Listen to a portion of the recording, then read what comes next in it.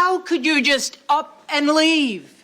I mean, no message, no note, no line.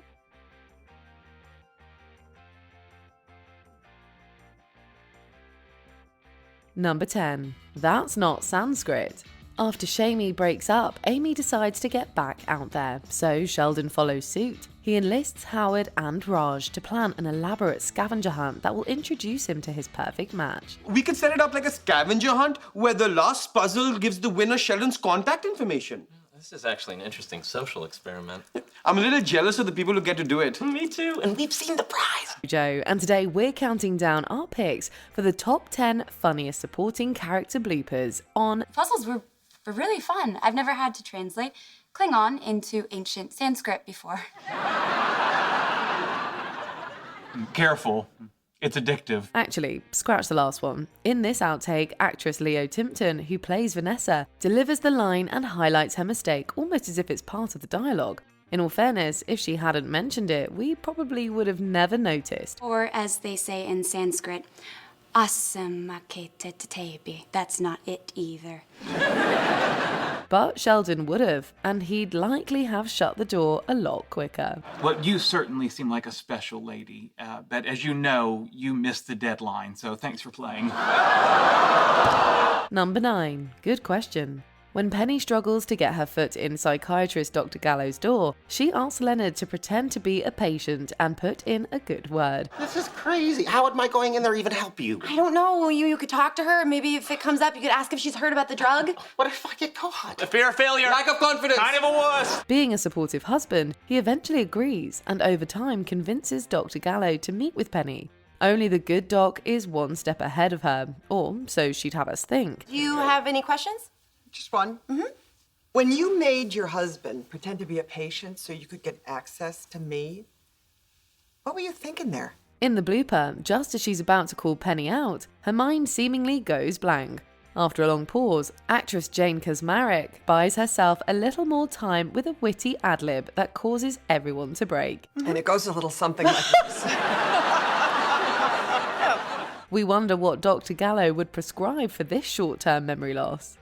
Number 8. President Seabird is mad beyond words. We've all been there. You're so mad or impassioned that the words just don't come out. Let me make this absolutely clear for you. You two are done talking. We're canceling your speaking engagements and your interviews. You're gonna lie low and let us do damage control. Well, that's kind of what happens here.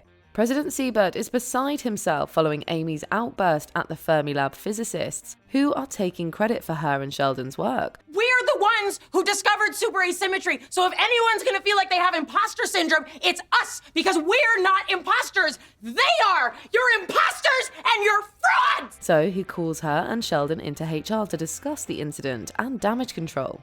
Only, like any of us feeling a strong emotion, he, well, his character, is so mad that words betray him. All right, well, what can we do? Nothing.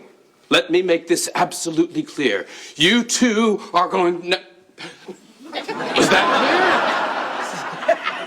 clear? Still, his emphatic finger-pointing tells us all we need to know. Plus, it makes everyone chuckle. It brings some much-needed levity to an otherwise pretty intense conversation. Number 7. You're early.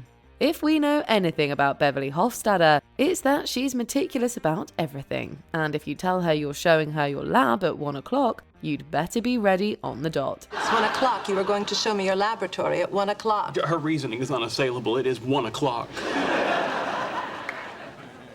Fine, let's go. Perhaps this isn't a quality actress Christine Baranski shares with her on-screen counterpart. In this outtake, Baranski enters the room, interrupting Leonard and Sheldon's seemingly serious conversation. She tricked me into getting rebaptized below the Ferris wheel at the Santa Monica Pier. I never understood. How did she trick you? Hi. Initially, Jim Parsons plays along and greets her, but then someone runs on with a script to remind her of her cue. Her apology is simple yet endearing, but delivered with such spectacular comedic timing that you can't help but crack up. The audience clearly enjoyed it, as did we. Sorry. No. Number 6. How not to entice women.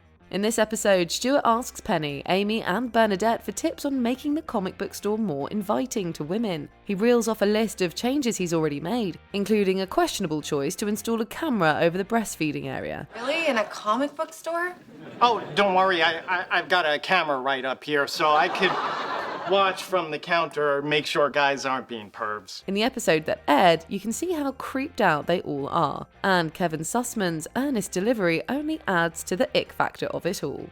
But as we see in this outtake, even he couldn't take himself seriously. Anyway, what do I have to do to get you guys in? It's that this is why I can't get girls in the store. His laughter starts off as a domino effect as the others also start laughing. So anyway, what would make you get in here?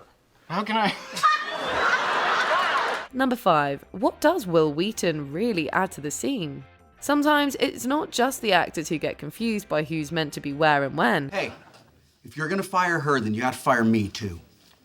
Wow, that fell apart really fast. Take this blooper from season 7. If you recall the actual scene, Leonard, Penny, and Will Weaton commiserate at a bar after the latter two get fired. Easy for you to say. You used to be famous. Hey, I just lost a job for you.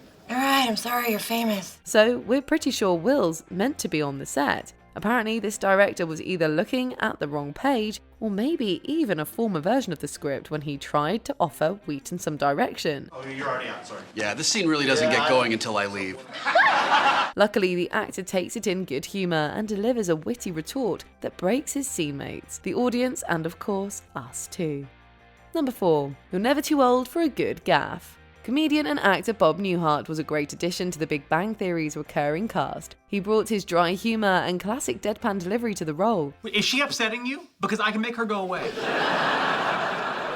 No, she's the only reason I've stayed this long. He also made audiences chuckle when the cameras weren't rolling. In an outtake from his inaugural episode, the audience can be heard giggling after a director whispers some instructions to the actor. Without missing a beat, he fires back, getting an even bigger laugh. I'm 83. What the hell do you want from me? Well, we'd expect nothing less from a comedy giant. In other episodes, he also teaches us couple and coward are practically interchangeable through this hilarious flub. Sheldon, in a couple and a coward? Hey, none of us are at our best when we've just been woken up. Number 3. Well, what is it? A paper or a report?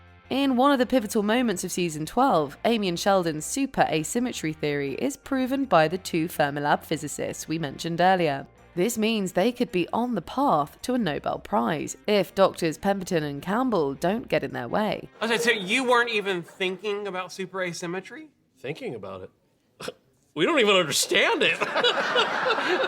And now look at the four of us, changing the face of physics. Well, it seems like their professional rivals aren't the only ones who don't understand Sheldon and Amy's paper. Or is it a report? We think we'll throw this one to actor Sean Astin. A few weeks ago, someone sent us your, it's a report. Oh, he doesn't know either? Anyone outside of the main gang made us chuckle with flubbed lines, Nevertheless, it's the one that trips Astin up the most. A few weeks ago, someone sent us your letter or report. Number 2, Bite Me. We're not here to talk about how Amy's mum was originally played by Annie O'Donnell. Rather, we want to focus on what Kathy Bates brought to the role and how she made the otherwise unlikable character a comedic delight. Let me ask you this. How do you feel about Howard? Oh, is he that odd little friend you have with that haircut? I may have married the wrong Fowler. In fact, she's so good that she even sounds like a pro while messing up her lines. How could you just up and leave? I mean, no message, no note, no line. However, this might be our favourite Bates blooper. While Sheldon struggles to bond with his mother-in-law, it's clear that the actors are having a great time behind the scenes. She never joins us for Sunday dinners. I know what it is. I always dreamed of working with Kathy Bates. But she quickly hits back. Or perhaps we should say bites back? Bite me! Before we unveil our top pick, here are a few honourable mentions. James Earl Jones wants a do-over. There's a reason he's the voice of CNN and so much more. The man's a perfectionist. My wife's in New York, and I got a Lion King residual check burning a hole in my pocket. And I can say residual better than that. Access denied.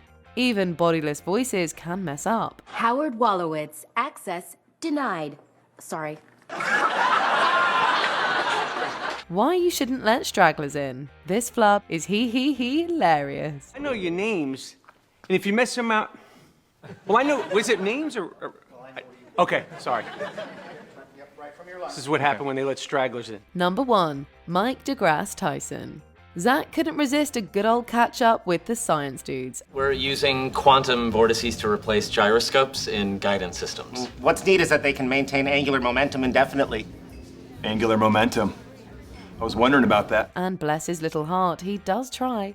As we see in the scene that made it to air, he's meant to mess up Neil deGrasse Tyson's name. We've actually been working on a prototype for a navigation system we invented. But we won't bore you with the details. Are you kidding? I love science. Einstein, Stephen Hawking, Mike DeGrasse Tyson. And indeed, it's funny. But it could have been even more far-fetched, as this gaffe shows. Actor Brian Thomas Smith messes it up so wrong that he practically invents a whole new person. I love science. Einstein, Stephen Hawking, Mike DeGrasse Tyson.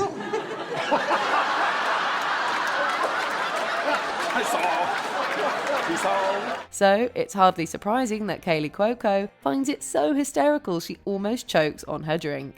We imagine that there were a fair few spit takes the first time Big Bang fans watched this blooper too.